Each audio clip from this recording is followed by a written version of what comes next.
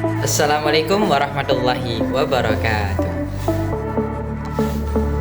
Ya, halo guys, kembali lagi bersama saya Muhammad Fadil Haryani.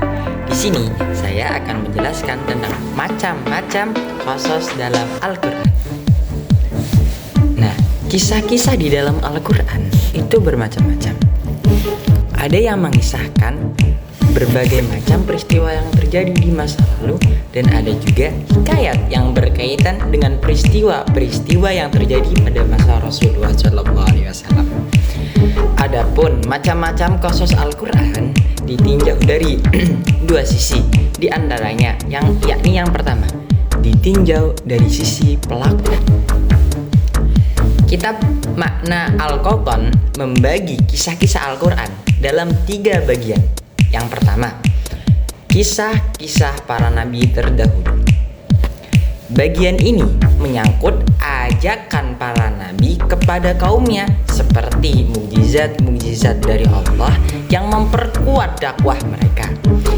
Kemudian sikap orang-orang yang memusuhinya, serta tahapan-tahapan dakwah dan perkembangannya, dan akibat yang akan menimpa orang yang beriman dan orang yang mendustakan para nabi dan rasul.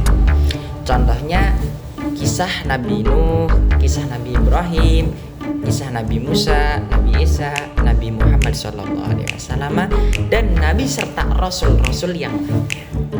Kemudian yang kedua, kisah-kisah yang berhubungan dengan kejadian pada masa lalu dari orang-orang yang tidak disebutkan kenabiannya, seperti Tolut dan Jalut. Kemudian kisah anak-anak Nabi Adam, Ashabul Kahfi, kemudian kisah Dzulqarnain, Qarun, dan ahli Sabt, yakni orang-orang yang melanggar ketentuan pada hari Sabtu.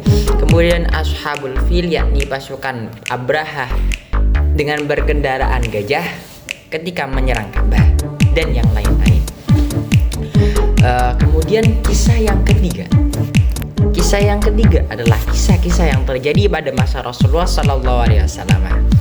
Misalnya kisah perang Badar, kisah perang Uhud dalam surat Ali Imran, kemudian perang Hunain dan perang Tabuk dalam surat At-Taubah, kemudian perang Ahzab dalam surat Al-Ahzab, kemudian peristiwa Isra dan Mi'raj yang terdapat dalam surat Al-Isra dan surat An-Najm, kemudian dan lain-lain dan lain sebagainya.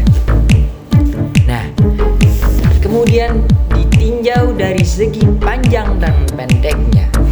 Ini adalah sisi yang kedua, ditinjau dari segi panjang dan pendeknya. Kisah-kisah Al-Qur'an dapat dikelompokkan menjadi 3 macam, yakni kisah yang panjang. Kisah panjang salah satu contohnya yaitu kisah Nabi Yusuf dalam surat Yusuf, yang hampir seluruh ayatnya mengungkapkan kehidupan Nabi Yusuf sejak masa kanak-kanak sampai masa dewasa dan memiliki kekuasaan. Contoh lain adalah kisah Nabi Musa dalam surat Al-Qasas, kemudian kisah Nabi Nuh dan kaumnya dalam surat Nuh, dan lain sebagainya.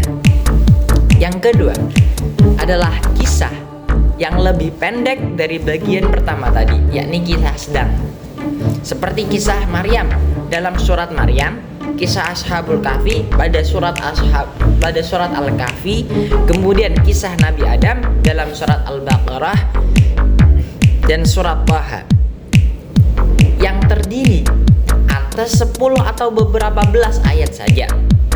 Ya, ini yang ketiga adalah kisah pendek, yaitu kisah yang jumlahnya kurang dari 10 ayat.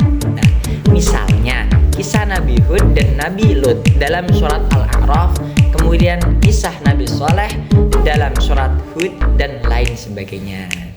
Demikian yang bisa saya sampaikan. Terima kasih atas segala perhatiannya dan mohon maaf atas segala kekeliruannya.